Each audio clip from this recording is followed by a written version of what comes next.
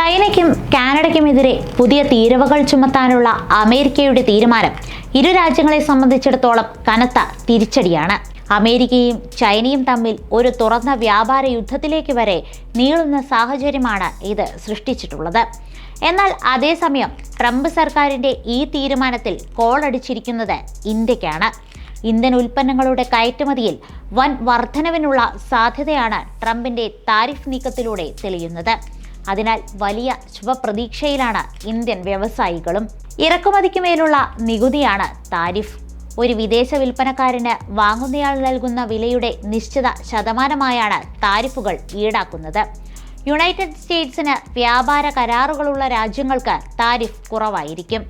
United സ്റ്റേറ്റ്സിൽ രാജ്യത്തുടനീളമുള്ള 328 തുറമുഖങ്ങളിൽ customs and border protection ഏജന്റുമാരാണ് താരിഫുകൾ ശേഖരിക്കുന്നത്.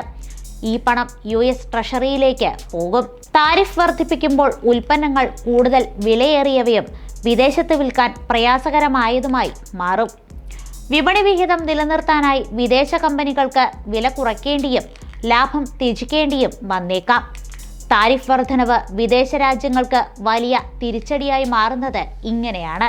Donald Trump അധികാരത്തിലേറിയതിനു പിന്നാലെ മെക്സിക്കോയിൽ നിന്നും കാനഡയിൽ നിന്നുമുള്ള ഇറക്കുമതികൾക്ക് പുതിയ തീരുവകൾ ഏർപ്പെടുത്താനും ചൈനീസ് ഉൽപ്പന്നങ്ങൾക്ക് പുതിയ തീരുവ ചുമത്താനും തീരുമാനിക്കുകയായിരുന്നു. മെക്സിക്കോയ്ക്കും കാനഡയ്ക്കും 25% തീരുവ ചുമത്താനും ചൈനയിൽ നിന്നുള്ള ഇറക്കുമതിക്ക് 20% തീരുവ ചുമത്താനുമാണ് ട്രംപ് സർക്കാർ തീരുമാനിച്ചത്. US ഉൽപ്പന്നങ്ങൾക്കുള്ള തീരുവ കുറച്ചുകൊണ്ട് ഇന്ത്യ മിതമായ നിലപാട് സ്വീകരിച്ചിരിക്കുന്ന ഈ സാഹചര്യത്തിൽ അമേരിക്കൻ വിപണിയിൽ ചൈനയ്ക്ക് കടുത്ത എതിരാളിയായി ഇന്ത്യ ഉയർന്നു വരാനുള്ള സാഹചര്യമാണ് ഉള്ളത്. ട്രംപിന്റെ ആദ്യ ഭരണകാലത്ത് ചൈനയുമായുള്ള വാഷിംഗ്ടണിന്റെ വ്യാപാര യുദ്ധത്തിൽ നിന്ന് വലിയ നേട്ടമുണ്ടാക്കിയ രാജ്യമായിരുന്നു ഇന്ത്യ.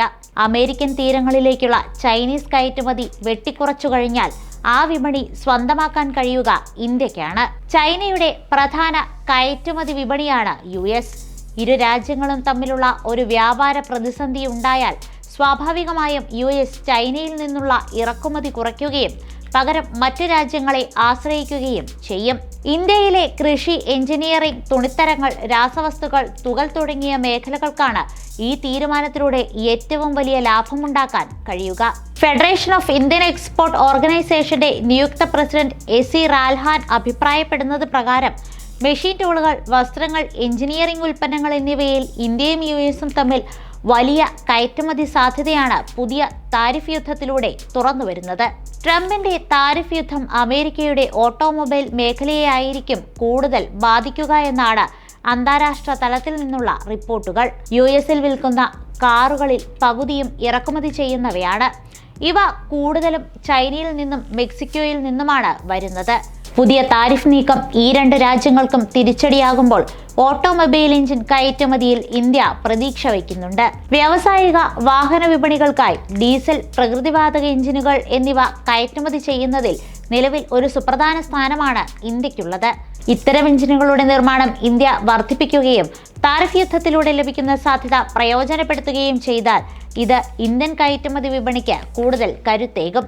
കയറ്റുമതി അവസരങ്ങൾ പ്രയോജനപ്പെടുത്തുന്നതിന് ഇന്ത്യ അതിന്റെ ഉൽപാദനശേഷി കൂടുതൽ വർദ്ധിപ്പിക്കേണ്ടതുണ്ട്.